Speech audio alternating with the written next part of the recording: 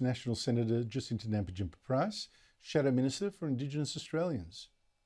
Jacinta Price, thank you so much for joining us. Your reaction to the Prime Minister's speech today announcing October 14 as Voting Day? Well, once again, this Prime Minister is hell-bent on dividing our country. He's provided no more detail other than what we already suspected, that the referendum would be held on October 14. There is very little that he contributed in terms of informing Australians further as to what this all means, what this voice proposal entails, how people will be represented, all of those things, all of the answers that to the questions that Australians have been putting forward now for months.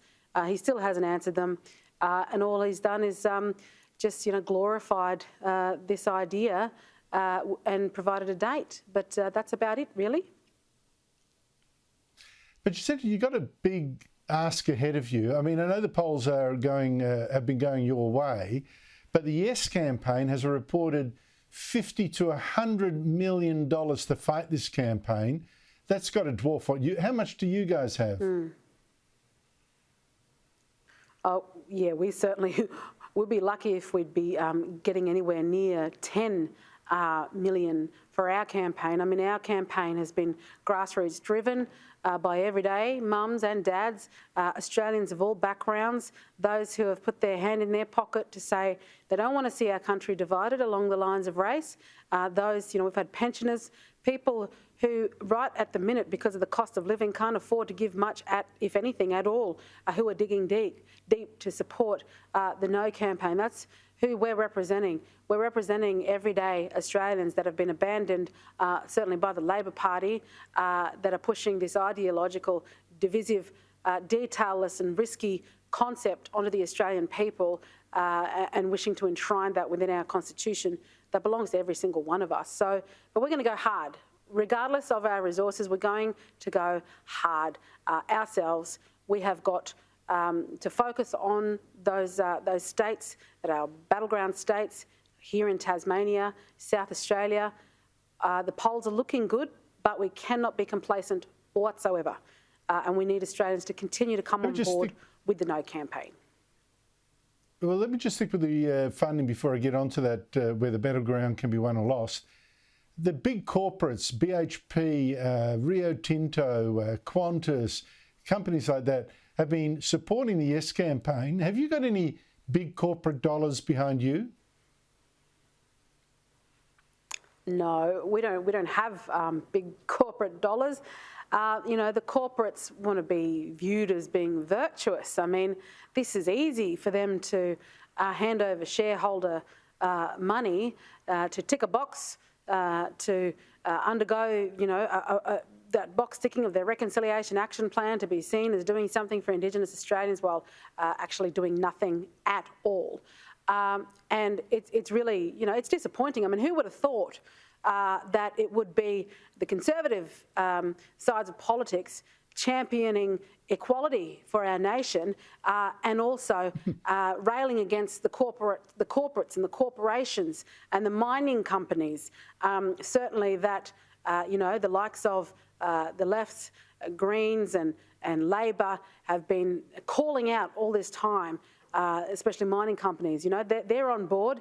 They want to be seen as doing the right thing. It's all about self-preservation as opposed to actually improving the lives of our most marginalised. Because if they actually were wanting to do that, they wouldn't be funneling millions of dollars into an elite proposal and supporting the elite Indigenous industry as they are.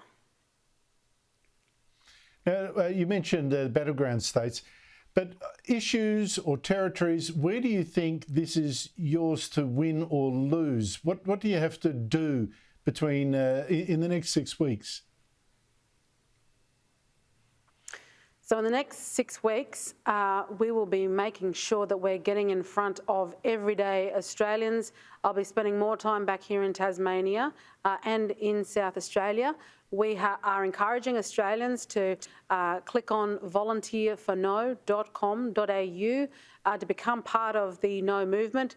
You get a wonderful top like this one, a badge like this one, to have those conversations with everyday Australians. We're urging Australians to ensure that they are informed before they cast their vote, because we're finding that when Australians go looking for answers and they're not being given those answers by the Yes campaign, they are a lot more likely to vote no. You know, again, we don't want to be divided along the lines of race within our constitution, so we're encouraging Australians to jump on board the No campaign. So do I understand you well that you think you've got West Australia, you think you've got Queensland, you need to win just one more state to stop this, and you think it'll come down to either Tasmania or South Australia?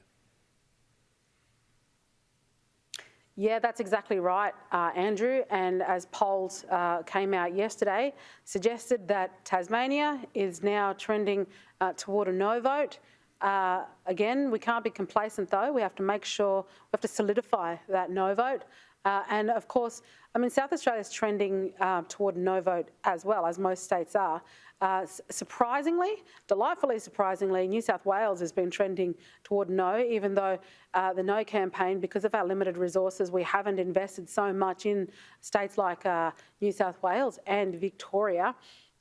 You know, I'm not going to write them off completely either going forward, because if this proposal had feet, had legs, and was something that we could all definitively get behind, then we would see the vote trending toward yes. But ultimately, once again, it doesn't look that way, because this proposal is divisive and it's empty. It doesn't have any detail to it whatsoever.